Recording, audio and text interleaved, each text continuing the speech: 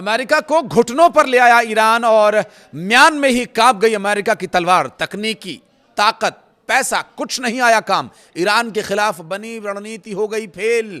क्या ईरान जीत गया कूटनीतिक खेल? नमस्कार, मैं हूं आशीष त्रिपाठी आपके साथ। अमेरिकी प्रेसिडेंट डोनाल्ड ट्रंप ने कहा कि ईरान पर प्रस्तावित सैन्य हमला फिलहाल टाल दिया गया है। ये कहिए ना कि मजबूर कर दिया ईरान ने। ईरान की आक्रामकता और ईरान के कूटनीतिक फैसलों ने अमेरिका को घुटनों पर ला दिया। उनके मुताबिक ईरान और कुछ मिडिल ईस्ट देशों की ओर से समझौते का प्रस्ताव आने के बाद यह फैसला लिया गया। क्योंकि मिडिल ईस्ट पर जो मिसाइलें मारी थी ईरान ने, क्या क्या हुआ था वो तो हम आपको आगे बताएंगे। लेकिन इस बीच ट्रंप ने सोशल मीडिया पर एक पोस्ट कर दावा किया कि अमेरिका ईरान पर बड़े सैन्य हमले के लिए पूरी तरह से तैयार था। उन्होंने दावा किया कि समझौते की रूपरेखा पर सहमति बनी है, जिसमें स्ट्रेट ऑफ हॉर्मुज को तुरंत खोलने और ईरान के परमाणु खतरे को खत्म करना शामिल है। ट्रंप ने यह भी कहा कि इजरायल भी इस फैसले में अमेरिका के साथ है और अमेरिका के साथ इजरायल ईरान पर हमला नहीं करने को लेकर है। क्या ऐसा हो सकता है? आप अपने विवेक से तय कीजिए और बताइएगा कमेंट सेक्शन में, क्या इजरायल कभी भी ईरान पर हमला नहीं करने की बात कह सकता है? इससे पहले एक्सियोस की रिपोर्ट में दावा किया गया था कि सऊदी अरब के क्राउन प्रिंस मोहम्मद बिन सलमान ने ट्रंप से फ़ोन पर बात कर ईरान पर संभावित बड़े हमले को टालने और संयम बरतने की अपील की है। पत्रकारों से उन्होंने कहा कि हम उनके साथ बातचीत कर रहे हैं, ये कल दोपहर से शुरू होगी और देखते हैं आगे क्या होता है। मैं कोई समझौता करना चाहता हूँ, मैं लोगों की जान नहीं लेना चाहता। डोनाल्ड ट्रंप कह रहे हैं कि मैं लोगों की जान नहीं लेना चाहता। बहुत से लोग ऐसे युद्ध में मारे जाते हैं और हमला क्यों रोका गया ये तो पूरी दुनिया जानती ही है, लेकिन इसके लिए ट्रंप की सफाई भी आ चुकी है। उन्होंने जानकारी देते हुए बताया कि सऊदी अरब, यूएई, कतर, ओमान की कूटनीतिक कोशिशों की वजह से उन्होंने शुक्रवार को ईरान पर होने वाले एक बड़े हमले को रद्द कर दिया है। ये सच नहीं है। सच क्या है मैं आगे आपको बताता हूँ, क्योंकि इस क्षेत्र में जहाज़ों के आने जाने को लेकर विवाद चल रहा है। मध्यस्थ देश चाहते हैं कि 60 दिन के लिए एक समझौता हो जिसके तहत ये रास्ता खुला रहे और कोई टैक्स न वसूला जाए।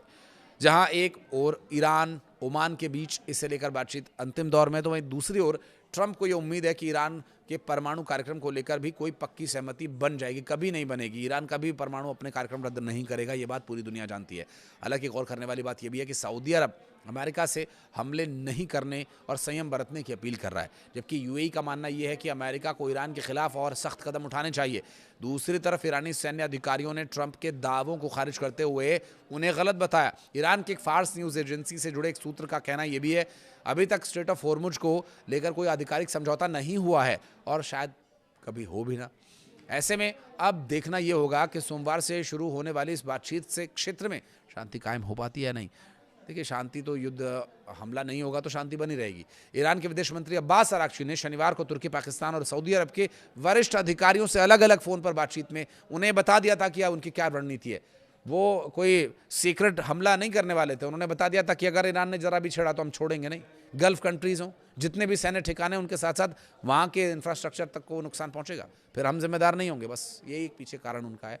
ये मैंने शॉर्ट में आपको बताया, लेकिन पॉइंट टू पॉइंट आपको बताएंगे कि यूएई, कतर, ओमान, क्या किस देश का क्या स्टैंड इस पूरे मामले को लेकर है और क्यों वो इस युद्ध को रुकवाने या इस तथाकथित अमेरिका के होने वाले बड़े हमले को लेकर महत्वपूर्ण है। अगर अमेरिका ने हमला किया होता तो ये देश निर्णायक हमले करने के लिए भी तैयार थे और ये बातचीत ऐसे समय में हुई जब कुछ घंटों पहले कुवैत की सेना ने दावा किया था कि उसने ईरान की ओर से कुछ अहम ठिकानों पर भेजे गए दुश्मनों के ड्रोन्स मार गिराए।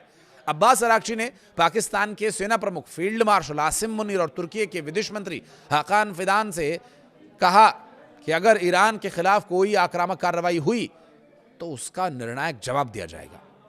बाद में अब्बास अराक्ची ने सऊदी अरब के विदेश मंत्री प्रिंस फैसल बिन फरहान से भी कहा कि अगर अमेरिका और इजरायल हमला करते हैं या क्षेत्र का कोई देश ऐसी कार्रवाई में शामिल होता है तो ईरान उसी हिसाब से जवाब देगा। अब उन्हें पता है कि उनके देश में कितने सारे अमेरिकी बेसेस हैं। अगर उन अमेरिकी बेसेस को भी ईरान ने नष्ट करने की कोशिश की तो बहुत नुकसान होगा उन देशों को। इसलिए ट्रंप से बात हुई कि भैया अभी कुछ मत करना। एक्सियोस के मुताबिक सऊदी के क्राउन प्रिंस मोहम्मद बिन सलमान ने शनिवार को राष्ट्रपति ट्रंप से फ़ोन पर बात की और ईरान की सर्वोच्च राष्ट्रीय सुरक्षा परिषद से जुड़े मीडिया संस्थान नूर न्यूज़ ने शनिवार को कहा कि अगर अमेरिका ने ईरान के ऊर्जा ढांचों पर हमला किया तो ईरान सऊदी अरब और संयुक्त अरब अमीरात के तेल क्षेत्रों, साथ ही कतर और इजराइल के तेल और गैस फील्ड को निशाना बनाएगा। और IRGC से जुड़ी समाचार एजेंसी तस्नीम का कहना यह है कि ईरान एक सूची बनाए हुए है जिसमें इस बात का जिक्र है कि खाड़ी के किन किन देशों में किन तेल गैस ठिकानों को निशाना बनाया जाएगा। हालांकि पूरी सूची के बारे में सटीक जानकारी अभी तक नहीं है। अंदाज़ा ये लगाया जा रहा है कि सऊदी अरब, संयुक्त अरब अमीरात, कतर के अहम तेल और गैस के ठिकानों को निशाना बनाया जा सकता है। स्वाभाविक है, सऊदी अरब जो लिस्ट में दुनिया का सबसे बड़ा पारंपरिक तेल क्षेत्र घवार, अबकैक तेल प्रसंस्करण संयंत्र और खुरैस ऑयल फील्ड शामिल है। और ये तीनों सऊदी अरब के तेल उत्पादन के प्रमुख केंद्र हैं। यूएई जो संयुक्त अरब अमीरात में ईरान ने कथित तौर पर जाकुम और ऑयल फील्ड और रूवैस रिफाइनरी को संभावित निशाना बना सकता है, इसकी आशंका थी। कतर का नॉर्थ फील्ड दुनिया का सबसे बड़ा नेचुरल फील्ड गैस फील्ड है।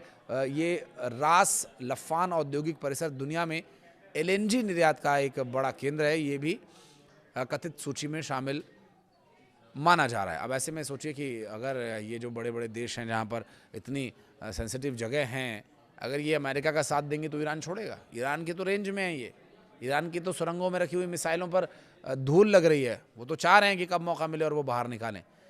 तो जो बाहर निकली हुई मिसाइलें वही काफ़ी साबित हो रही हैं। ऐसे में शांति बनी रहे, स्ट्रेट ऑफ हॉर्मुज से तेल गैस की ईंधन की आपूर्ति आवाजाही बाधित न हो, इसी बात की हम उम्मीद करते हैं। इसी में हमारी भलाई है, पूरी दुनिया की भलाई इसी में है।